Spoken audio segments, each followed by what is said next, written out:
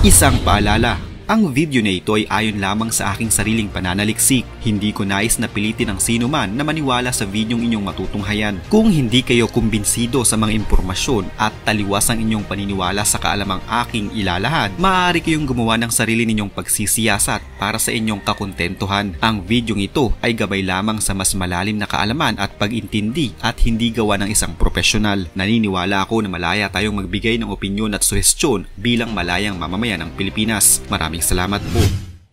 Sa ilang buwang pananahimik ni Alice Guo, nagawa na pala nitong makatakas at magpalipat-lipat ng bansa sa Asya nang hindi nalalaman ng publiko.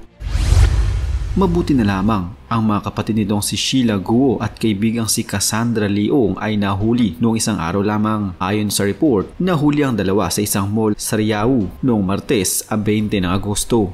Ipinaalam ng Indonesian Immigration sa Pilipinas ang pagkakaaresto sa dalawa. Noong isang araw din ibinalik na sila sa Pilipinas at kasalukuyang nasa Bureau of Immigration. Si Sheila at Cassandra ay kabilang sa mga ipinapaaresto ng Senado dahil sa operasyon ng Pogo sa Tarlac.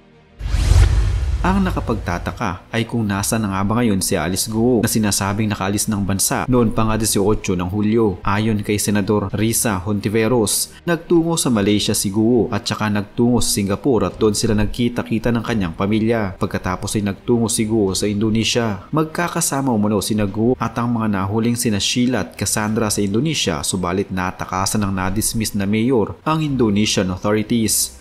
Isang malaking katanungan kung paano nakatakas si Guo na una nang sinabi ng Bureau of Immigration na mahigpit na binabantayan. Nasa hold departure list din si Guo at iba pang sangkot. Subalit nagulantang na lamang ang marami nang mapabalitang nakaalis na ng bansa ang sinibak na alkalde. Habang naghihiring ang Senado na may kaugnayan sa kaso ni Guo, wala na pala ito sa bansa at gumagala na sa Indonesia, Malaysia at Singapore. Hanggang ngayon, hindi pa mabatid kung paano nakalabas ng bansa sina Guo at mga kasama na walang record sa Bureau of Immigration. May nagsasabing sa backdoor ng bansa ito nagdaan. Inaalam kung sumakay ito ng eroplano o barko para makalabas ng Pilipinas. Pero hindi ito magagawa ni Guo kung walang tumulong sa kanya. Imposibleng walang nag-ayos ng kanyang mga kailangan para makatakas ng walang kahirap-hirap. Nagbanta naman si Pangulong Ferdinand Marcos Jr. na may gugulong umanong ulo dahil sa pagtakas ni Guo. Ayon sa presidente, masisibak sa pwesto ang lahat ng responsable sa paglabas sa bansa ng sinibak na mayor. Sabi pa ni Marcos, ang pagtakas ni Guo ay naglalantad sa korupsyon at nagpapahina sa justice system ng bansa. Dahil sa nangyayaring ito, nawawala ng tiwala ang mamamayan. Tiniyak ng Pangulo na makikilala ang mga taong tumulong para makalipad si Guo. Hanggang sa mga oras na ito ay hindi pa din tiyak kung paanong nakalabas ng bansa ang kontrobersyal at dating mayor ng Bamban na si Alice Guo. Ayon mismo sa inilabas na detalye ng foreign immigration counterpart, galing na pala ng Bali sa bansang Indonesia si Guo bago pa man ito makarating ng Malaysia noong 18 ng Hulyo. 21 naman ng Hulyo nang makuhanan siya ng larawan sa Kuala Lumpur Airport. Noong araw din ay yun, patungo naman sa bansang Singapore si Guo at tumagal siya doon ng halos isang buwan. Doon ay nakipagkita pa siya sa kanyang mga magulang at sa kanyang mga kapatid. Mula Singapore at 18 naman ng Agosto nang tumawid patungong Batam sa bansang Indonesia sakay ng isang ferry si Guo. Ito ay noong nakarang linggo lamang. Wala pa tayong definite information on how they were able to depart. We are backtracking yung pinagdaanan nila going outside. 1 month na hindi mo alam nakaalis na pala yung tao. May nagsabi rin sa akin na alam na ito ng BI almost 2 weeks before itong August. I don't think it will take 2 weeks to validate. Importante, mabilis yung action. Bakit itinago yung information sa amin, tinago yung information na yan sa publiko? Ayon naman sa Presidential Anti-Organized Commission o PAOK, ang mga big boss sa Pogo at iba pang mga business partners ng dating alkalde ang tumulong upang siya ay makalabas ng bansa kasama ang iba nitong mga kakilala at katrabaho. Sila ay sina Zhang Ji at Warren Wu. Si Zhang Ji ang presidente habang si Warren Wu ang finance officer ng Lucky South 99, ang niraid na Pogo Hub sa Porac, probinsya ng Pampanga. Sila ang mga naging abala mula sa paggastos at pag-aasikaso ng mga papeles para makapagpalipat-lipat ng bansa ang dating alkalde at iba pa nitong mga kasama. Siya ang nag-book ng mga hotel doon sa Harris Hotel Batam for Sheila Go, for Alice Go, for Wesley Go, and Catherine Cassandra Leong. So siya talagang tumutulong. Also, Duwarren Wu, the finance officer, the operations officer of Lucky South 99, is also assisting them.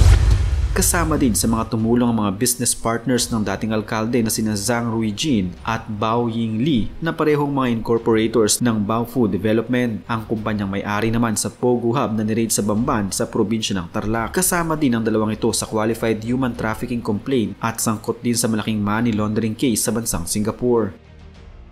Ayon pa sa PAOK, kasalukuyan ng kumikilos ang kanilang grupo para makuha ang pera nila mula sa mga niraid na Pogo. Ang ginagawa na po nila ngayon is purely money laundering, how to be able to get their finances, so to speak. Kung hindi pa natin na-freeze, na hindi pa natin alam kung nasaan ang mga ito. Mahalaga na agad na mahuli si Alice Guo bago pa man ito makalipat sa iba pang bansa. Kaya ang iniiwasan po ngayon ng PAOK sa pagtulungan natin sa immigration ng Indonesia, Malaysia, and Singapore, even Thailand, ay hindi makatawid ito si Alice Guo papunta ng Cambodia. Kasi pag nakapasok na po yan ng Cambodia, Laos, Myanmar, endgame. Hirapan na tayong kunin po ang mga yan.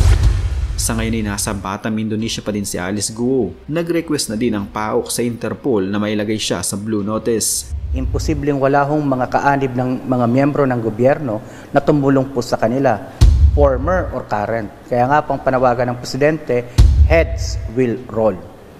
Former or current. Ayon din sa PAOK, hindi umano mga ordinaryong opisyal ng gobyerno ang tumulong kay Alice Guo para ito'y makatakas. Kaya nga kami nananawagan sa ating mga kaibigan sa Supreme Court, kung maaari, tingnan nila itong mga notarial services kung saan-saan dito sa Metro Manila at sa Central Luzon, Calabarzon, na yung mga abogado ay wala doon. Pero ang nandoon lamang ay yung kanilang mga secretaries, no? Na pumipirma on behalf of the notary public. So, pag nagkataon mapatunayan natin, we will go after him, we will run after him to the full extent of the law. To the possible po yan, madidisbar po yan kung magkataon. Well, technically, lahat naman po na may kinalaman sa organized crime ay trabaho po ng PAOK, ba? Kaya lang yung paghahanap po sa mga fugitive katulad kay Pastor Tibuloy at saka kay General Bantag, yan ho ay nasa jurisdiction ng ibang mga law enforcement agencies sa ngayon. Wala ho kaming first touch na tinatawag diyan sa mga kasong yan. Sa totoo lamang po, yung public pronouncement ng Presidente, talaga hong we're following through with that. In fact, magkakaroon ng mga pagpupulong itong susunod na mga araw kasi sabi nga ho namin sa komisyon, sabi rin ng aming chairman at saka ng Undersecretary Gilbert Cruz, chairman namin is Executive Secretary, kinakailangan magkaroon ng masusing investigasyon dito, Manong, kasi ito ho isang sampal, hindi lamang sa mga tao ng gobyerno nagtatrabaho ng maayos, kundi sampal ho ito sa sambayan ng Pilipino sapagkat nakita naman natin yung alegasyon na sinasampa namin labang kay Alice Guo, ito ay pambababoy sa ating pagkatao bilang Pilipino sapagkat hindi siya Pilipino, siya isang China pero biglang naging alkalde ng isang bayan, nagsagawa pa ng maraming krimen, di ho ba, sa ngalan ng kanyang criminal organization. So, tutuloy-tuloy po ito. Gaya nga ng usapan namin ng nakaraang mga araw, yung investigasyon dapat magsimula sa amin mismo na tumututok dito sa kasong ito, then palabas. Kasi imposibleng makakalabas siya ng Pilipinas na walang tumulong na taong gobyerno. At hindi lang basta taong gobyerno, matataas na mga taong gobyerno po ito. Opo, imposible ho ito na mga lower mama lang gagawa sa ganitong problema. Kasi yung intricacy nung pagtakas niya sa Pilipinas. Bear in mind, Manong, wala hong immigration record. Chinek namin, wala rin pangalan niya sa kahit saang commercial flight or commercial, charter. Wala kami makita eh. So, paano nangyari yon? Bakit nabura bigla yung record, di ba? So, ang logical na conclusion niyan is hindi bastang ordinaryong tao sa gobyerno ang ang tumulong sa kanya para makatakas dito sa Pilipinas. So, we'll have to follow the lead, the paper trail. Kasi napakahirap po. Tatapatin ho namin kayo, Manong Ted. Nagkaroon kami ng initial na report ng sighting sa kanya noong July 14. Pero noong aktual na namin pupuntahan yung sighting, bigla hong nawala. Bigla naglaho ng parang bula. So, may mga tumutulong po talaga sa kanya, hindi lang mga pribadong mga tao. So, may mga tumutulong dito na kinakailangan nating hubaran ng maskara kung sino mga ito.